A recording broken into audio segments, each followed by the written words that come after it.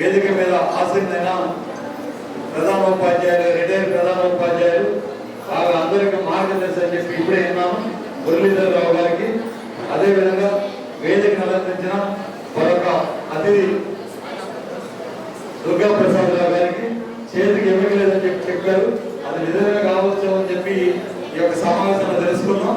అదేవిధంగా ఈ యొక్క వేదిక అలంకరించిన మరొక వెజిటేట్ హెడ్ మాస్టర్ గారు, పాఠశాలని పరిపాలనలోను విద్యార్థుల్లోనూ తమకంటూ ప్రత్యేక ముద్ర వేసుకున్న రమా మేడం గారు, పద్మా మేడం గారు, ఈ యొక్క సమావేశానికి చేసిన ఎంఈఓ గారు, పిఆర్పి ప్రధాన కార్యదర్శి రవి గారు, కేవీ గారు, గుండంపాడు మండల అధ్యక్ష ప్రధాన కార్యదర్శులు శంకర్ గారు, మన్నయ్య గారు, దశరథ్ బాబు గారు, కేవీ గారు, ఇంకా కిషన్ గారు, ముఖ్యంగా ఈ యొక్క సమావేశానికి చేసిన ఉపాధ్యాయులకి, బంధుమిత్రులకి అందరికీ నమస్కారాలు తెలియజేస్తూ, సమయం 9 అవుతుంది.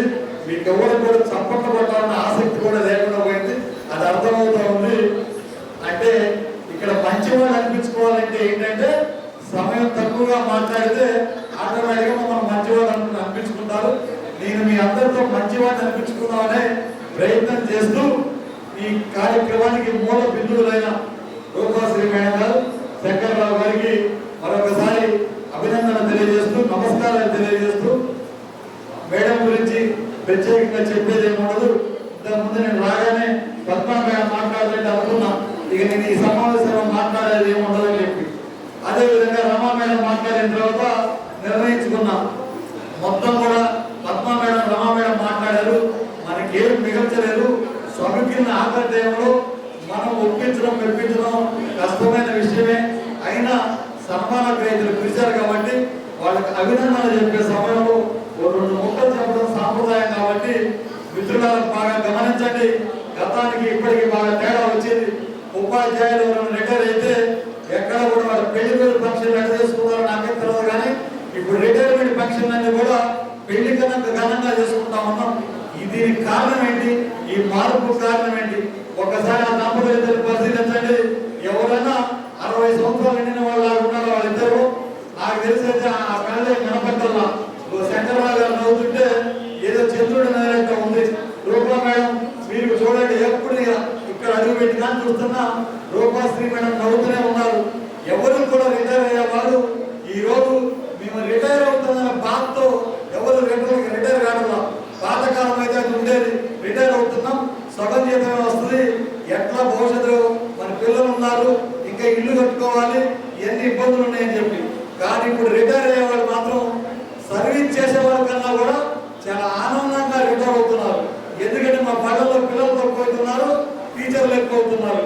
ఈ క్రమంలో భవిష్యత్తు జీవితం ఉపాధ్యాయుడి ఎట్లుంటుందో తెలియదు, కానీ ఇప్పుడు ఆర్థికంగా అయితే బాగున్నాం. రేపు భవిష్యత్తు ఎట్లుంటుందో తెలియని కాలంలో అదృష్టవంతులు రిటైర్ అయ్యే వాళ్ళందరూ అదృష్టవంతులు. త్వరగా రిటైర్ అయ్యే మాలాంటి వాళ్ళు, కొద్దిగా అదృష్టానికి దగ్గర ఉన్నాడు. మరి మన రవి లాంటి, శంకర్ లాంటి, రాజు లాంటి వాళ్ళు 15 సంవత్సరాలు సర్వీస్ ఉన్నాడు మాత్రం కొద్దిగా ఇబ్బందికరమైన వాతావరణమే. గతంలో టీచర్కి కడుపులో చల్లగలకుండా చెప్తాడని చెప్పి ఒక నానుడు ఉండేది. ఇప్పుడు మాత్రం సర్వ అవయవాలు కలిగించిన మా యొక్క వృత్తికి న్యాయం చేయలేకపోతున్నాం, చదువు చెప్పలేకపోతున్నాం. మీరు వచ్చిన కానీ గమనిస్తున్నారో లేదో, చెవులో ఒక ఫోను, మన ఎంఏఓ సమ్మయ్య గారి చెవులో ఒక ఫోను. ఏమో పర్సనల్ ఫోన్లు కావు, వాళ్ళకి అధికారులు జూమ్ మీటింగ్ పెట్టారు. టీచర్ జీవితం అట్లా అయిపోయింది. కానీ అదే సమయంలో రిటైర్ అవుతున్నామంటే ఆర్థిక భద్రత చేకూరింది, భరోసా చేకూరింది. ఎవరు కూడా రిటైర్మెంట్ భయపడాలా, భవిష్యత్తు ఆనందంగా గడపచ్చు అని చెప్పే స్థాయి కలిగింది. ఆ స్థాయికి పెంచిన సంఘం ఉపాధ్యాయుని పిఆర్పి సంఘం అని చెప్పి మీ అందరికీ తెలియజేస్తూ, ఇదే క్రమంలో ఇక భవిష్యత్తులో శంకర్రావు గారికి చెప్తున్నా, సార్ రిటైర్ అయ్యి ఎన్నో లేదు తెలియదు, కానీ బ్యాంకు ఆఫీసర్ రిటైర్ అయ్యారట. మరి బ్యాంకు లెక్కలేసే సార్గా మా మేడం నిన్నటి వరకు ఫుల్ జీతం తెచ్చి మీ చేతిలో పెట్టిందా మా మేడం దగ్గర ఉంటుందా? ఇది అందరి ముందు కావాలని చెప్తున్నారా, నిజమేనా? అవునా మేడం? అబ్బో, మా మేడం గౌరవలు అయితే ఆయన లెక్కలు చూస్తారా సార్? బ్యాంక్ ఆఫీసర్ కాబట్టి సాధారణంగా లెక్కలు చూస్తూ ఉంటారు.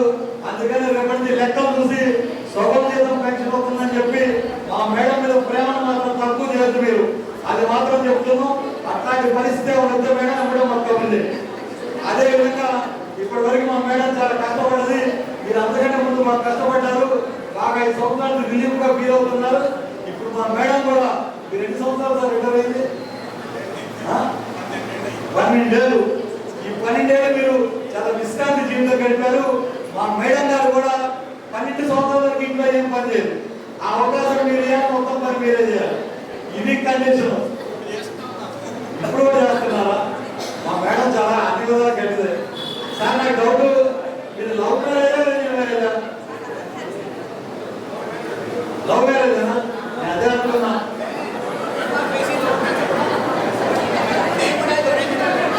లవ్ కమ్ అరేంజ్ మ్యారేజ్ అంటే సార్ వాళ్ళది. ఈ విషయం మీకు ఎవరికైనా తెలుసా? కానీ ఈ సభాస్థానికి అడుగు పెట్టగానే ఆ జంటను చూడగానే నాకు ఎందుకో అనిపించింది. 40 సంవత్సరాల క్రితం మా రూపం చూసే సార్ ఏదో చేస్తుంటారు, సైట్ కొట్టుంటారు, లవ్ చేస్తుంటారు అని చెప్పి అనుకున్నా. ఇంకోసారి మంచి తెలియగలవాడు కాబట్టి ఆ విధంగా ముందు ముగ్గులోకి దించారు. తర్వాత పెద్ద అంగీకారంతో పెళ్లి చేసుకున్నారు. అలా చేసుకున్న ఆ జంట అన్యోన్యత చాలా బాగుంటుంది, దాంట్లో సందేహం లేదు. అదే విధంగా వాళ్ళ కుటుంబ పరంగా కూడా వాళ్ళ పాప యూఎస్లో సెటిల్ అయిందని విన్నాను. మేడంకి ఎన్ఓసీలు అవన్నీ కూడా మేమే ఇప్పించేవాళ్ళం.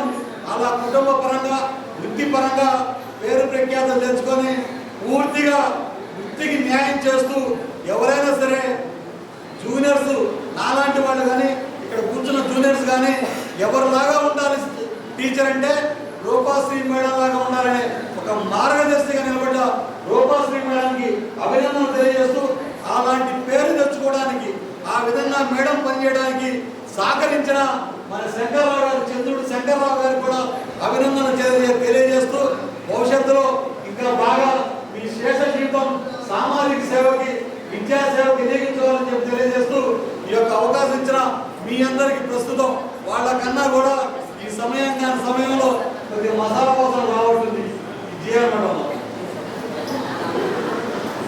అయినా సరే ఇట్లాంటి సమయంలో నాకు ఇంత మంచి అవకాశం ఇచ్చిన మీకు, ఆ దంపతులకి, వేదిక మీద ఉన్న పెద్దలందరూ కూడా అభినందనలు తెలియజేస్తూ ముగిస్తున్నాను.